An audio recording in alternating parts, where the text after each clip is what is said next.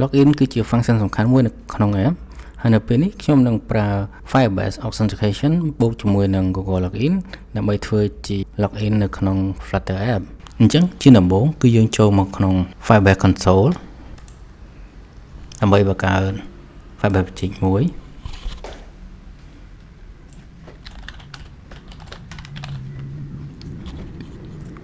តោះមកក្នុងនេះយើងគាត់តែ click ហើយតោះមកនេះគាត់ click continue រហូតតោះ continue មកហើយជាទូទៅនៅក្នុងនេះគឺគេឲ្យយើងបង្កើត Google Analytics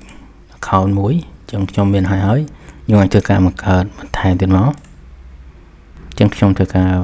create project អញ្ចឹងឥឡូវគឺយើងបង្កើត project បានហើយយើង continue មកអញ្ចឹងនៅក្នុង project ហ្នឹងជាដំបូងគឺយើងត្រូវ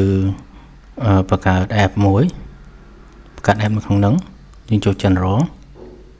តើយើងបង្កើត Android app មក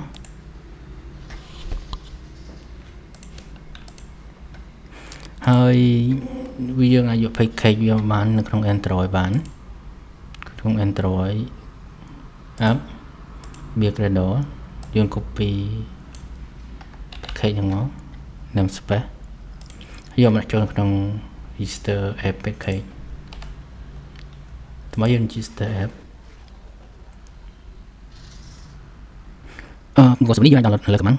តែយើងនឹង configure វានៅជាមួយនឹងនេះតែម្ដងឥឡូវយើង list សិនទៅនេះគឺជា Firebase SDK សម្រាប់ native app ចឹងឥឡូវយើងបាន register app ចូលហើយគឺ Android បើសិនជាយើងចង់ register iOS ក៏បានដែរតែឥឡូវខ្ញុំ register តែ Android សិនចឹងបន្តមកទៀតគឺយើងត្រូវ add login method ដែលនៅក្នុងហ្នឹងគឺនៅក្នុង peer authentication តើមក get start នៅក្នុងនេះគឺមាន message ច្រើនដូចជា email password phone Google Facebook Telegram ខ្ញុំ Center Apple ចឹងមកឥឡូវខ្ញុំមិនបត់តែ Google មួយទេហើយនៅក្នុងនេះគេបានប្រាប់យើងថាគាត់ថាមួយគឺ enable Google Sign in ហ្នឹងក្នុង app ហើយត្រូវ provide SHA-1 list fingerprint ដូច្នេះខ្ញុំ enable សិនចាំ add SHA-1 list ក្រោយដែលយើងបាន project នេះវាយើងត្រូវដាក់ email ដោយ for project sell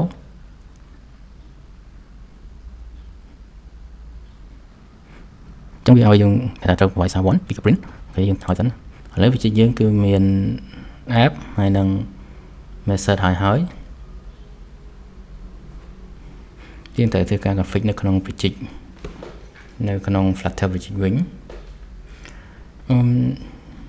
ចឹងនៅក្នុងនេះ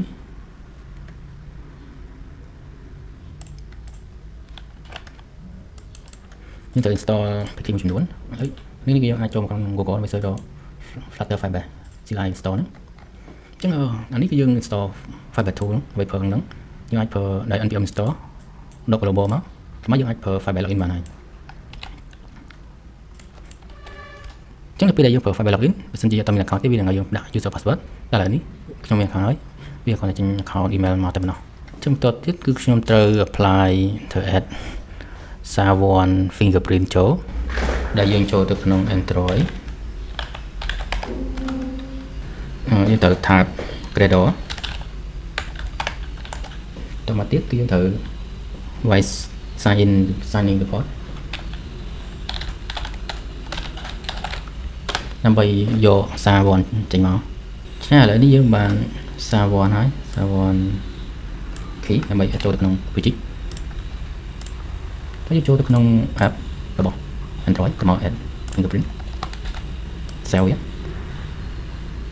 បន្ទាប់ពី add fingerprint ហើយយើងអាចធ្វើការ config project យើងបានធ្វើការ enable Flutter Fire CLI ក្នុង project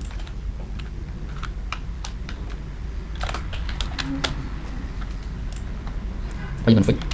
ក្នុងនេះវានឹងយក project របស់យើងមកហើយយើង config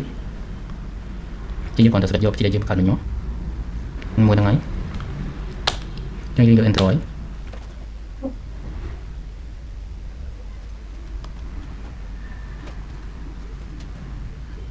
ចឹងបន្ទាប់ពីវាក្បាច់ហើយវានឹងបង្កើត file មួយចំនួនដូចជា file option ហើយនឹង Google Service ចឹងនៅក្នុងនេះគឺយើងគ្រាន់តែ install package ដែលត្រូវមានមក ជាក្នុងនេះគេឲ្យយើង epic តែយើងទៅ epic ក្នុងដល់ក្នុងនឹងបន្ថែមទៀតក្នុងនេះគឺមាន file back core ហើយនិង file back off ហើយនិង Google Sign In ចឹងពេលហ្នឹងវានឹង score វាមានដែរក្នុងនេះយើងអាចយក config ពីមកក្នុង file main របស់យើង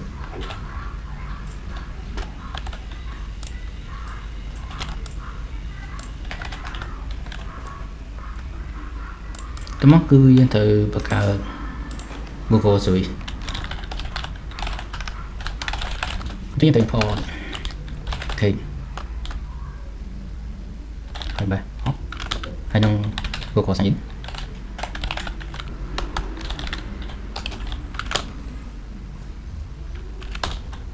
កើតខ្លះ Google Service កើត constructor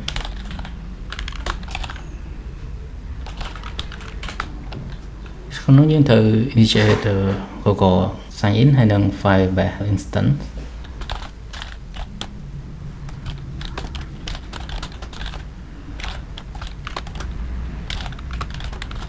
ហើយយើងត្រូវបង្កើត boolean មួយទៀតសម្រាប់បញ្ជាក់ថា Google instance initiate ហើយជាងត្រូវបង្កើត function សម្រាប់ Google initiation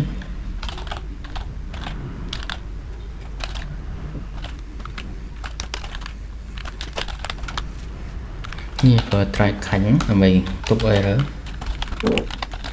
ជានៅក្នុង function នេះយើងត្រូវ initiate Google Service Google Sign In ឆ្លើយតមកទៀតយើងត្រូវ change Google initiated to true ហើយយើងយកវាដាក់ចូលនៅក្នុង constructor នេះមកយើងបង្កើត function សម្រាប់ Google Sign In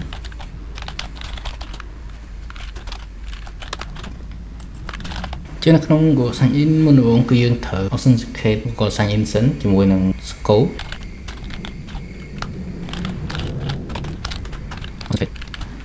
យើងធ្វើការ set scope សម្រាប់ Google user របស់យើងយើង scope នេះខ្ញុំយកទៅ file ទេ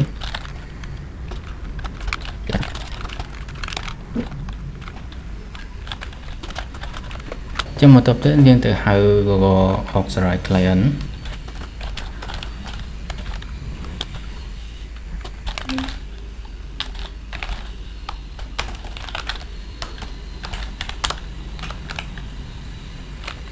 យើងដើម្បីអាចយក user របស់យើងប្រើ Operation for Scope តើមកយើងធ្វើការ authenticate ដោយយក user access token ចេញពី user មក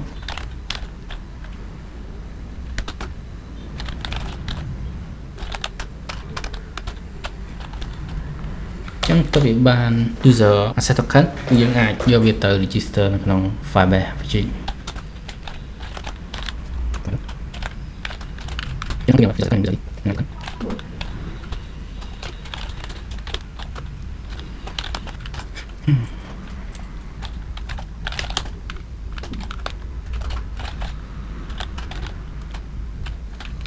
នៅពេលនេះគឺយើងអាច sign in ជាមួយនឹង credential ហើយយើងបាន credential ហើយយើងទៅនេះវិញឥឡូវគឺយើងសរសេរគឺ function sign in Google គឺហើយយើងអាចធ្វើការ test វានៅក្នុងជាមួយ login បាន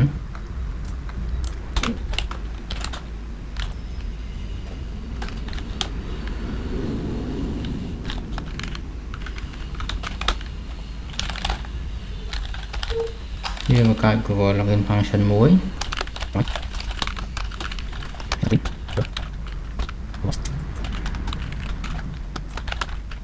ini kan pakai bawah gitu wait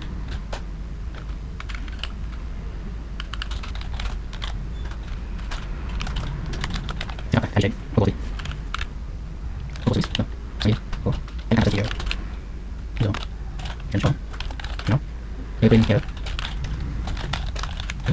saya ini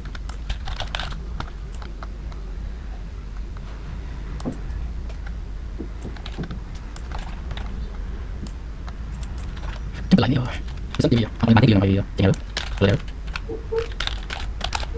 សិនជាវាយ៉ាងទៅអញ្ចឹងបន្ទាប់នៅក្នុងនេះយើងត្រូវ config នៅក្នុង main បន្តិចចុះតាមនេះហើយ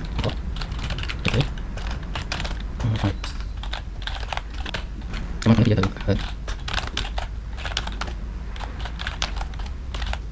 ต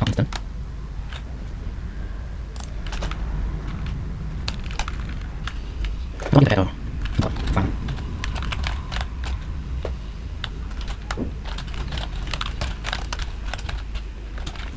ฉะนั้นយើងធ្វើការ import logo login login page ហើយនឹង home page ដើម្បី check វាជាមួយនឹង login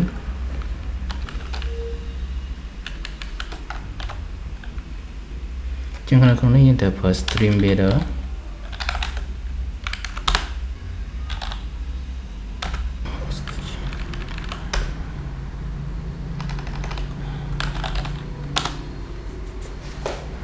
ជានៅក្នុងនេះគឺយើងត្រូវប្រើ Firefox State Change ដើម្បី check ថាវាមាន user ឬក៏អត់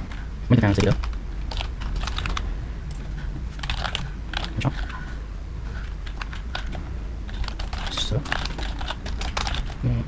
user សិនណាយើងលើឆែកលក្ខខណ្ឌថាសិនជា snapshot មាន data បានយើងឲ្យចូលទៅក្នុង home page បើសិនជាវាមាន data របស់ user ទេគឺយើងឲ្យមកក្នុង login វិញធម្មតា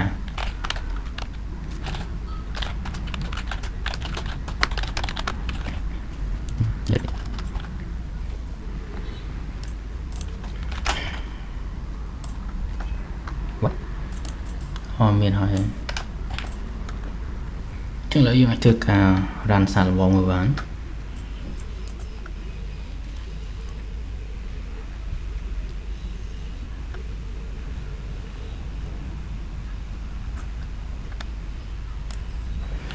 ឥឡូវយើងធ្វើការយើងត្រូវ add function ចូលទៅក្នុង login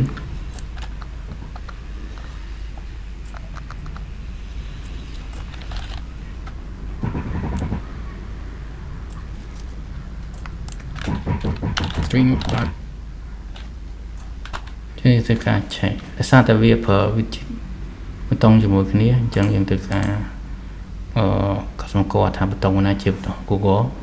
តង់ណាជារបស់ Apple អញ្ចឹងទេវានឹងច្រឡំគ្នា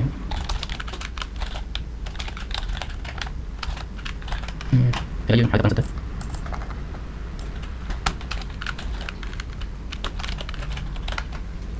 ចឹងឥឡូវយើង add ចូលហើយ fresh វិញទេ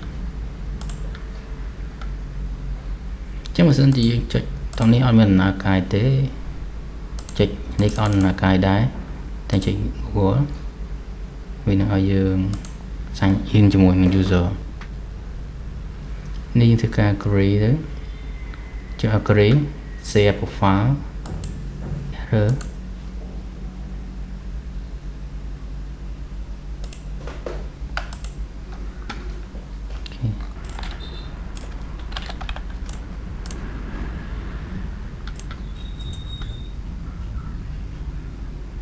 ឥឡូវនេះ app យើងដើរហើយ